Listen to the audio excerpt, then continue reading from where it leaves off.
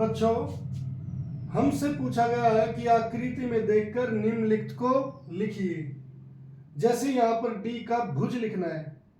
भुज का मतलब होता है बच्चों एक्स अक्ष। अब यहाँ पर एक्स अक्ष बच्चों ये है, ये जो लाइन होती है हमारी ये एक्स अक्ष है, इसे भुज कहते हैं। इस पर डी डी बच्चों हमारा यहाँ पर है। डी पॉइंट यहाँ पर किसके सामने है? ये 6 के सामने है। तो बच्चों इसीलिए x कितना आ जाएगा? 6 आ जाएगा। तो डी का भुज कितना हो गया? 6। यानी कि अगर आपको भुज ढूंढना है तो हमें यह देखना पड़ेगा वो बिंदु x अक्ष पर कहां पर किसके नंबर के सामने है।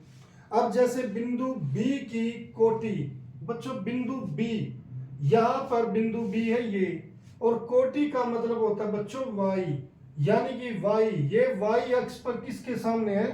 ये है y अक्ष, इसे कोटि कहते हैं बच्चों। तो ये B किसके सामने है? यहाँ पर 2 के सामने है, तो इसीलिए कोटि कितनी आ गई? y बराबर 2। ये हमारी कोटि होगी। बिंदु L के निर्देशांक। अब बच्चों बिंदु L कहां पर है? हमारा यहां पर है बिंदु L। अब यहां पर बिंदु L है, ये y 5 पर है बच्चों, और कई बच्चे इसे 5 ही लिख देते हैं। तो ये निर्देशांक बिल्कुल नहीं हो सकते, ये बिल्कुल आपका गलत है। बिंदु L के निर्देशांक के लिए पहले आपको ये देखना पड़ेगा ये x अक्ष पर इस अक्ष के किस बिंदु के सामने है।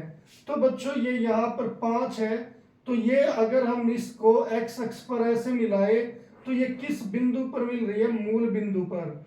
और मूल बिंदु पर x भी 0 होता है, y भी 0 होता है। तो पहले x लिखोगे 0 और y क्या हो जाएगा? 5। तो बच्चों L के निर्देशांक क्या हो गए आपके? 0, 5। अब बिंदु M के निर्देशांक। बच्चों बिंदु M हमारा यहां पर है, यह है बिंदु M। अब बिंदु M को भी कई बच्चे ऐसे लिख देते हैं कि ये -3 का लिख दिया और काम खत्म। ऐसे नहीं होगा बच्चों, पहले आपको x देखना पड़ेगा, फिर y देखना पड़ेगा। तो अगर x की बात करें तो बच्चों ये x पर किस बिंदु पर है? -3 पर। तो इसीलिए इसके निर्देशांक क्या हो गए? -3 हो गया। मगर y कहां पर है? अब हम ये देखेंगे कि ये बिंदु y अक्ष के किस बिंदु के सामने है। यहां पर हम देख सकते हैं ये इसके सामने है, और ये क्या है? मूल बिंदु जो 0, 0 है। यहाँ पर x भी 0 होता है, y भी। तो y 0 है, तो ये हो गया -3, 0। ये हो गया बच्चों m के निर्देशांक।